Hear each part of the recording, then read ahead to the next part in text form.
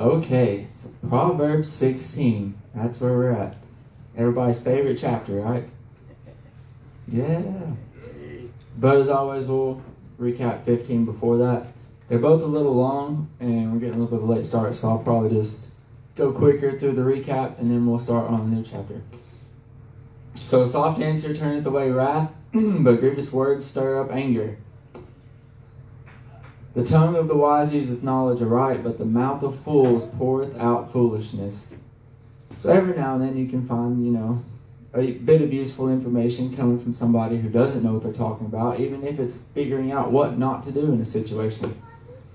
I know sometimes, and I'm kind of telling on myself here, but if people are really silly, like some people that I know aren't, the sharpest tools in the shed or whatever, I'll ask their opinion about stuff just so I can kind of see where it's at on that level of understanding before I make any changes to it. Is what I'm going to do going to help them to understand better or help them work better with it? So you can do that a little bit, but the first one is probably more important that I'm thinking. The soft answer turneth away wrath. It's because somebody says something to you, and even if they're trying to provoke a response, if you say something softly back to them, or you just don't get caught up in their game that they're trying to play, you will turn away the wrath and you can diffuse the situation. And it's always better to not fight if you can help from it.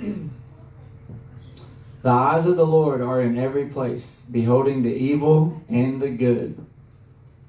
So you're always being watched. You should be paranoid, because everything you do, just because nobody's around to see you, that doesn't mean that God can't see it, because God created you and He has been everywhere.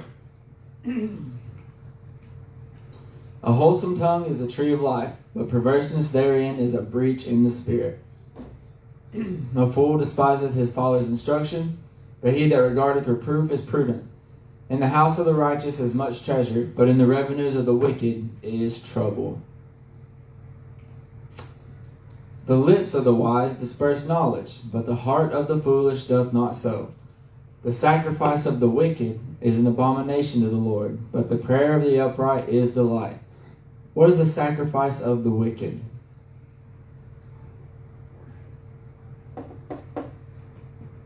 So no, it's an abomination, because it says that. But what would an example of that be? So think about Cain and Abel, back when they were doing their thing. So Abel gave the best of the animal that he had, and Cain was just like, well, I have to make a sacrifice. I'll just give him some herbs and fruits and stuff like that. I'm not going to give him anything good.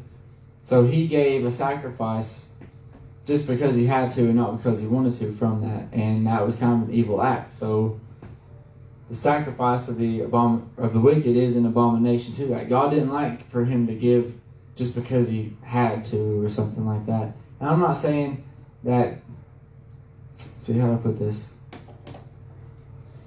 If you are, let's say, wicked in some acts, like let's say you're an alcoholic or a drug addict, and you stop doing that as a sacrifice for God, even though you don't want to, totally different than what I'm talking about here. That is a step towards the right direction.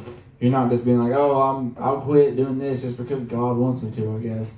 No. Those are things you should quit, even though it is hard, but those are the battles that you overcome. Not necessarily a sacrifice in this sense. So that tripped me up a little bit. I just wanted to clarify that for everybody. But the way of the wicked is an abomination unto the Lord, but he loveth him that followeth after righteousness. Correction is grievous unto him that forsaketh the way, and he that hateth reproof shall die. Hell and destruction are before the Lord. How much more then the hearts of the children of men? A scorner loveth not one that reproveth him, neither will he go unto the wise. So here we're talking a lot about the scorner again, and about somebody who doesn't like being told they're wrong. Somebody who doesn't like correcting themselves even through greater, somebody comes along and tells them, hey, what you're doing is wrong, this is why, here's where it says it's wrong. They don't like hearing that, so they're just going to keep on doing it. That's why the other one, what we just talked about here, sacrifice of the wicked, doesn't make sense. If somebody comes up to you like, hey, you need to cut that out of your life, that's what's causing you problems, then that's what they're getting at here. Those people don't like to hear that. But a scorner loveth not one that reproveth him, neither will he go unto the wise. So you can go to him, won't do anything, he'll never come to you for help. And that's just how it is. And the Bible warns that hell and destruction are before the Lord. A merry heart maketh a cheerful countenance, but by sorrow of the heart the spirit is broken. The heart of him that hath understanding seeketh knowledge, but the mouth of fools feedeth on foolishness. All the days of the afflicted are evil, but he that is of a merry heart hath a continual feast. So if you're a really happy person, or there's a lot going on to make you really happy, you're a lot less likely to get sad when the one little thing comes and doesn't go your way. So if a whole bunch of things doesn't go your way because you're constantly fighting with yourself, you're constantly battling other struggles, you're going to be of a sorrowful heart. And it's easier in that sense to have your spirit broken or to get into a depressed state or a saddened state. But all the days of the afflicted are evil, and he that is of a merry heart hath a continual feast. There's only you guys here. But what does Gary say about a merry heart? Yeah. Does like good medicine, yeah. Being happy. Even biblically says if you're happy, you're going to be healthier. That's what it is. Better is little with the fear of the Lord than great treasure and trouble therewith. Better is a dinner of herbs where love is than a stalled ox and hatred therewith. So what do you think about when you hear like a dinner? What if I invited you over for dinner and I was like, here's some twigs of rosemary and a half of a salad with some tomatoes on it. You're like, oh, okay, that's cool, I guess. Then somebody's like, oh, you can come over to my dinner and I got steaks and potatoes and bread and all of that. Oh, but everybody at my house doesn't like you. Like, we all hate you. So it's going to be, oh, you're going to eat better, but I just don't talk. Kind of a little bit different than if you're going and eating just a little bit and hanging out with people. So I've been at big, fancy dinners with like big, high political figures who are apparently so awesome I can't remember a lot of their names. And I've eaten bread, free bread, on the streets of city streets with homeless people before. Guess which one was a lot cooler and a lot more fun. So it's funny even that was biblical, and even though I didn't pay attention to it then, when you read it now, it does make sense. A wrathful man stirreth up strife, but he that is slow to anger appeaseth strife. My voice is a little weird, my bad. The way of the slothful man is as a hedge of thorns, but the way of the righteous is made plain. A wise son maketh a glad father, but a foolish man despiseth his mother. Folly is joy to him that is destitute of wisdom, but a man of understanding walketh uprightly. So the way of the slothful man is a hedge of thorns. Why is his way full of thorns? How do you keep a trail maintained? You got to work it, and you got to walk on it a whole lot. But if you're a slothful man, every time you don't know the way back, you don't know the way to where you want to go. But then you got to walk on the trail that you haven't maintained and all of that. So that's why it's better to stay in as opposed to just be in a little bit here and there and have to struggle and drag yourself back. So, for example, take the people that come to church every now and then. They go out and they live, they get all they can take, and they're like, okay, I got to go back to church. I'm feeling bad and all that. And then they got to wake up and they're like, oh, and I haven't been in a while. People are going to be like, oh, look at him. He only comes once a month and all that. They make it harder for themselves to even come back than the people that just want to stay in it and live in it and keep coming back and back and back. So, I mean, I'm all for helping you clear your path with you, but it's better to just walk on it all the time so it never goes back up. And then you don't have to work it anymore. Without counsel, purposes are disappointed, but in the multitude of counselors they are established. A man hath joy by the answer of his mouth, and a word spoken in due season, how good is it?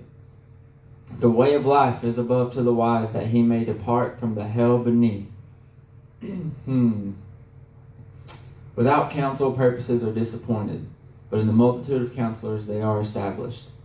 We don't really have like a board of counselors here, but I think we all put our heads together and come up with some pretty good plans and come with all that. And so what if one day we just walk in and there was no instruments, no anything. There's one speaker and a keyboard. We'd be like, what? And then Gary's like, yeah, I decided that's all we're going to do. We'd all be like, okay, that's weird. We'll see how this goes and everything. Then everybody comes in like, where's the drums and guitar? We liked it. We miss it. We miss all that and yada yada. And Gary's going to be like, dang it. Okay, well, I guess we'll bring it back then. We're like, yeah, why didn't you ask anybody first? That was a weird thing to do. Kind of like that. And I just came up and I'm like, oh, there's no Sunday school anymore. You guys be like, I think there should be Sunday school. I'm like, I decided there's not more. That's why you need counselors, just to keep from one person to making a decision even though they feel it's right. You need to have a lot of heads together thinking about it. And the way of life is above to the wise, that he may depart the hell beneath. I like the directions it gives here. The way of life is where? Above to the wise, that he may depart the hell where? Beneath. And so a lot of people, and even I you view it as different realms, different forms of spirituality that you can walk in, you're here, you're there. This actually puts directions to it. It's like, hell's down. And whether it be like on a chart or something, you want to go up and hell's the wrong direction, it does say it is beneath, and the way of life is above to the wise. So, the Lord will destroy the house of the proud, but he will establish the border of the widow. The thoughts of the wicked are an abomination to the Lord, but the words of the pure are pleasant words. He that is greedy of gain troubleth his own house, but he that hateth gifts shall live.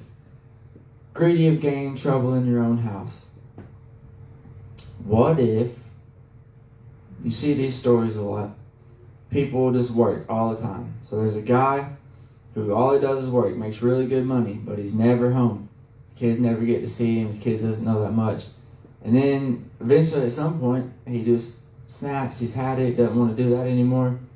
And he wishes, and on like his deathbed, like, oh, I wish I would have spent more time with family. How many times you hear that? Well, because he was greedy of gain, he forgot what his family needed the most. Just him being around to help teach his kids stuff, as opposed to get them money to buy them things and all that. So he that is greedy of gain troubleth his own house. Don't forsake your family or forsake the things that are important just because you think you need more money for more things that you probably don't even need anyway. The heart of the righteous studieth to answer, but the mouth of the wicked poureth out evil things. The Lord is far from the wicked, but he heareth the prayer of the righteous. The light of the eyes rejoiceth the heart, and a good report maketh the bones fat. The ear that heareth the reproof of life abideth among the wise. And he that refuseth instruction despiseth his own soul, but he that heareth reproof getteth understanding. The fear of the Lord, I hear this a lot, the fear of the Lord is the instruction of wisdom, and before honor is humility. Before honor is humility. And we pick right back up on that in Proverbs 16. The preparations of the heart of man and the answer of the tongue is from the Lord. All the ways of man are clean in his own eyes, but the Lord weigheth the spirits. Commit thy works unto the Lord, and thy thoughts shall be established. So all the ways of man are clean in his own eyes. How many times have you done stuff you thought was right that clearly wasn't? And when you read the Bible, you know that's not what you need to do. But the ways of man, like, no, I'm doing the right thing. This is okay. This is what I'm supposed to be doing. But the Lord weigheth the spirits. You're going to look like this guy. You're in a house and you think everything's fine because it's what your own opinion is. But commit thy works unto the Lord, and thy thoughts shall be established. The Lord hath made all things for himself, yea, even the wicked for the day of evil. Everyone that is proud in heart is an abomination to the Lord. Though hand join in hand, he shall not be unpunished. By mercy and truth iniquity is purged, and by the fear of the Lord men depart from evil. Talked a lot in this chapter about proud, and that's why I said we're picking right back up on that, where honor has to come first, or humility before honor. And his proud in heart is an abomination to the Lord. And though hand in hand, so you might even still be with God, but you'll be proud in your heart. You ever met proud preachers? I mean, I see it all the time. I don't really say much about it, but it's kind of a fine line, because you have these preachers and they're doing great works for God, But then you kind of tell and you can see it in them, like they're proud of it, like they're proud of what they're doing. I don't know how I feel about that when I look at them. Like, I mean, I get it. You're doing good things. You should be proud in that sense. But at a certain point, I don't know where too far is too far. And I don't even know that. I'm just saying with that. So everybody has to be a little bit careful about it. Because even though you'll be hand in hand, you will not be unpunished for that. By mercy and truth, iniquity is purged. I've taught on mercy and truth before. I think a whole chapter on it before we just started doing trivia. Who is the truth? Who says, I am the way, the truth, and life? Jesus said that, right? And what else did Jesus say? Who was also quoting the Old Testament when he said it. He said, I would have mercy and not what? Sacrifice. And then he told the Pharisees to go and see what that meant. So by mercy and truth, iniquity is purged. So when Jesus is telling us to be merciful on people and to accept the Jesus, that is the two main recipes, the two ingredients to get a lot of things, the bad stuff, out of your life. I even did a whole thing one time, a whole study about lying, why it's different than the truth. You think of the truth, you think of a lie, and how pretty much every sin comes back to a lie. You lie to yourself to say it's okay before you do it, or you believe the lie that what you're about to do is okay even though it's not. And so by mercy and truth, iniquity is purged. And that's why Jesus even brought and set that up. When a man's ways please the Lord, he maketh even his enemies to be at peace with him. Even his enemies. Better is a little with righteousness than great revenues without right. A man's heart deviseth his way, but the Lord directs his steps. So you're going to feel if what you're doing is right and where to go and where not to. You just pray to God that you're going down the right path because you pray for the righteousness about it. And it says your heart will devise your way, but the Lord will direct your steps in that case. And when a man's ways please the Lord, he maketh even his enemies to be at peace with him. I haven't really ran across it yet, but when you are, like, we'll say a preacher or man of God or stuff, nobody wants to fight you because they don't want to be the guy that beat up a preacher. You know what I mean? So I know by a title you're kind of safe with it, but if you're doing everything godly, you're not really going to come into a whole bunch of reasons to get into fights or get into disputes with people. And you really leave people with nothing bad to say about you. The Bible will set it up to where you're doing, if you just follow the Bible and live right, nothing really that you're going to do is going to be upsetting or make people mad. So even your enemies, even the people that don't like you, even the people that aren't Christian, they might not believe in what you believe in, but they're not going to fight you about it because, like, well, I don't believe what he's saying, but he's standing by it and he's living right. So, I mean, I guess good for him, even the enemies, even the atheists. But what they capitalize on and what they love and what they will eat up, and why it's so hard to talk to these people and to defend to it, is they're like, oh, I've seen what Christians do. It's like, oh, you do this and that, and the Catholic Church didn't help everybody out a whole lot with that. So I'm all the time like, no, you don't understand fully what goes into it and what it's about. And they're just so turned off about it, they don't even want to hear it. Try it this weekend. They don't even want to hear it. Well, all right, well, I can't say I don't understand, but I wish you'd be a little more open to it and all that. But anyway, a divine sentence is in the lips of the king. His mouth transgresseth not in judgment. A just weight and balance are the Lord's. All the weights of the bag are his work. It is an abomination to kings to commit wickedness, for the throne is established by righteousness. There's a lot of kings in trouble. A lot of kings in trouble because of that statement. But a just weight and balance are the Lord's. All the weights of the bag are his work. God is the only one that can truly tell what's right from wrong, or can judge on what is right from wrong. So, take this picture, America's Statue of Judgment. Why is it blindfolded? Anybody know? Like, anything judgment-wise is always blindfolded. Why? I know why, but I can't explain it. Blind justice. What does blind justice mean?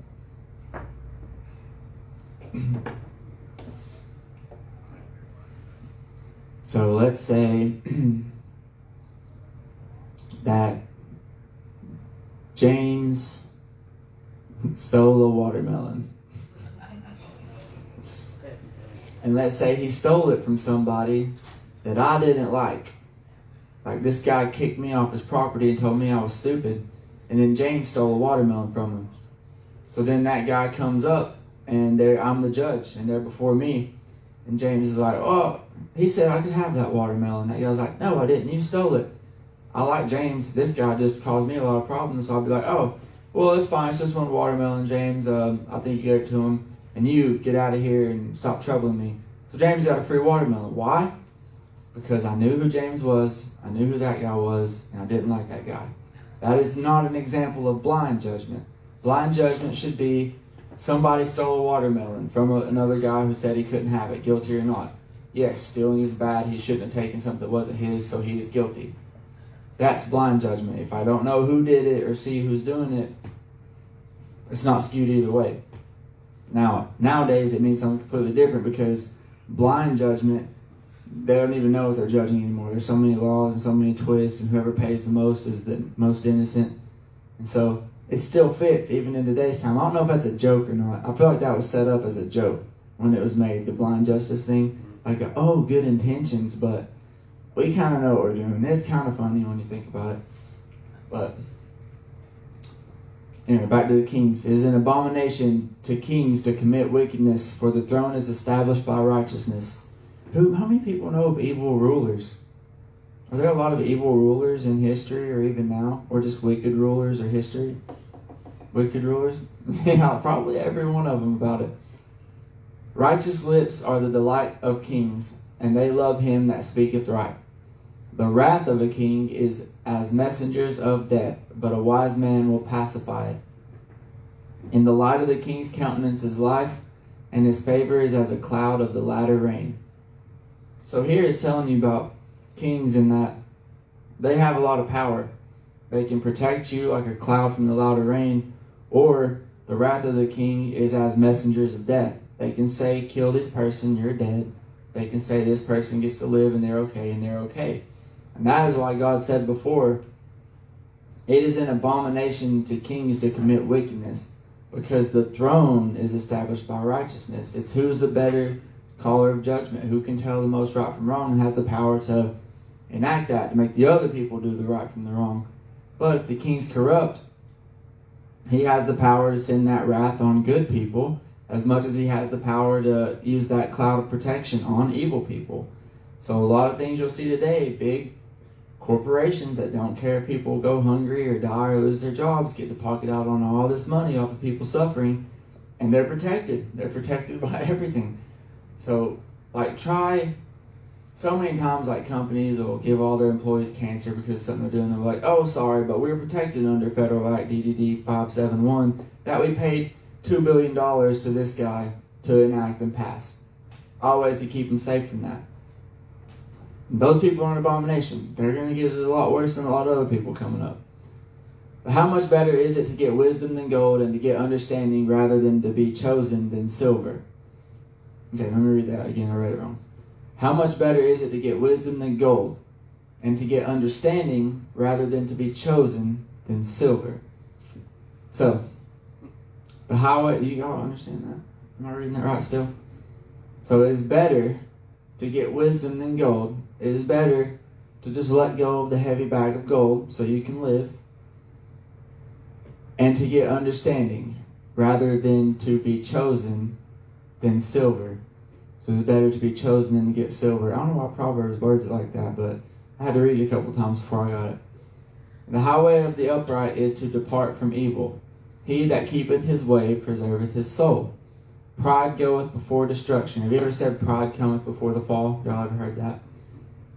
Well, here, pride goeth before destruction, and a haughty spirit before a fall. So you get into this guy. Just won't let go of his pride, so he's going to fall down, even though there are people trying to help him. I was trying to help you. A lot of people don't want to let go of that. I'm not too much of a prideful person, I don't think. I'm kind of smart alecky and arrogant sometimes, but I do it to be funny more than anything. So I got to work on that. But better it is to be of a humble spirit with the lowly than to divide the spoil with the proud. He that handleth the matter wisely shall find good, and whoso trusteth in the Lord, happy is he. The wise in heart shall be called prudent, and the sweetness of the lips increaseth learning. Better is it to be of a humble spirit with the lowly than to divide the spoil with the proud. If you won something by cheating, it's better to have lost without cheating than to have won by cheating. So, I mean, you can take this in just a sport. You can take this in the tests. You can take this in elections. You can take this in whatever you want to take it in. It's better to be of a humble spirit with the lowly than to divide the spoil with the proud. Pretty powerful verse. I don't really have a whole lot to drive it home, but I was like, yeah, I guess that makes sense. The wise in heart should be called prudent, and the sweetness of the lips increaseth learning. Understanding is a wellspring of life unto him that hath it, but the instruction of fools is folly. We should go this way, he said, as they walked in a circle until they all got tired and died or something. So, whatever the instruction of the fools is, be careful who you get your advice from. The heart of the wise teacheth his mouth, and addeth learning to his lips. Pleasant words are as a honeycomb, sweet to the soul, and health to the bones. The heart of the wise teacheth his mouth, and addeth learning to his lips. Kind of what that is and how I took it is, if I learn something and it helps, you tell others that too, so that they can learn and that they can be helped with it. So if I learn some cool stuff about farming, and I can get everybody else to start a little bit too, and I found a really good way to grow strawberries, and I tell everybody that way, now we got an unlimited amount of strawberries because everybody knows how to grow them really good. So kind of in that sense is what I was talking about. There is a way that seemeth right unto the man, but the end thereof are the ways of death. And he that laboureth for himself, for his mouth craveth it of him. An ungodly man diggeth up evil, and in his lips there is as burning fire. So what does it mean to dig up evil? An ungodly man diggeth up evil.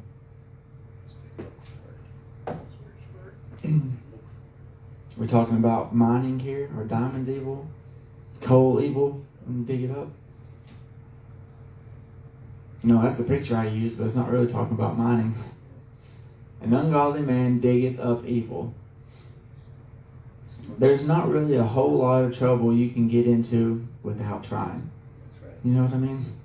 So let's say I got into a fist fight. Why did I get into a fist fight? We'll go backwards. I'm at a fist fight. Why did I get into a fist fight? This guy got mad at me. Why did he get mad at me? Because, I don't know, like I spilled a drink on him, or his girlfriend was hitting on me or something, and he got mad at me. Why? Because I was at a bar drinking and having a good time, and I bumped into him, or that's where he was at. Well, why was I at a bar? Because I'm an idiot, or something like that. Now we're starting to see the reverse path on how I dug my way down to that fist fight, the way I dug myself down to evil. An ungodly man diggeth up evil, and in his lips there is as burning fire. A froward man soweth strife, and a whisperer separateth chief friends. How many times have you heard some rumors spread about people, and you kind of got upset with them only to find out it wasn't true? Well, who was going around doing that whispering? This is why gossip is really bad in the Bible and everything else. And a whisperer separateth chief friends. A violent man enticeth his neighbor, and leadeth him into the way that is not good. So a violent man is those of peer pressure that make their neighbors do things that are not good as well. He shutteth his eyes to devise forward things. Moving his lips, he bringeth evil to pass. So, we just read that the imaginations of the wicked are an abomination to God. And here we see those imaginations coming to life, either by lies or even by enticement. And he shutteth his eyes to devise these forward things. So a lot of evil, like I said, it's hard to just walk down the street and commit evil. You got to think about it. You got to plan it. Even though it seems real easy, like, oh, I'm just going to go in here. A lot of times you're going to know if that's the right or the wrong thing to do. The hoary head is as a crown of glory, if it be found in the way of righteousness. He that is slow to anger is better than the mighty, and he that ruleth his spirit than he that taketh a city. The lot is cast into the lap, but the whole disposing thereof is of the Lord. So, he that is slow to anger, why is Proverbs so on being slow to anger? Why is the whole Bible, Old Testament we've been reading, telling you to be slow to anger? A lot of it's been about how to make the right decisions, and that's the worst time to make decisions is when you're mad. Making decisions based on an emotion. You ever heard like Spock from Star Trek? I don't watch a lot of Star Trek, but I get his character. So what was Spock's race or whatever his the Vulcans, yeah. What was their big thing? Why was he so just monotone all the time? They did not like emotion because they were illogical. Because they don't make sense to have emotions. So none of the decisions he made involved emotion because like, no, that's not logical and it's just going to make you do something that you shouldn't do. So they were an emotionless race. That's why Spock is Spock. But you're not saying you shouldn't have emotions because emotions are good, but you got to be careful with them because you will make really weird decisions. That's why fighters, you see like boxers and MMA fighters and all that, before the fight, all they're doing is talking smack and trying to get the other person mad because they know if that person's really mad, they're going to come in swinging, guns blazing. They're going to be easy to counter, easy to pick because they're not thinking clearly. So, and it says here about the anger, it's better, the slow to anger is better than the mighty, and he that ruleth his spirit more than he that taketh a city. So God would rather you be more in control of yourself.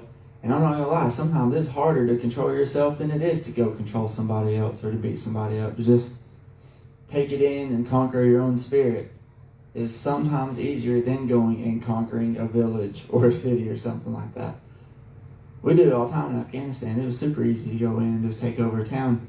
But why do we do it? Because we didn't have control of our spirit. We were following some weird, evil people down there doing that stuff. But the lot is cast into the lap, but the whole disposing thereof is of the Lord. Choices are made and presented before you, but the disposing of it and what you do with it is of the Lord. That is all. Proverbs 16. Very good. Okay, that was all. Very good.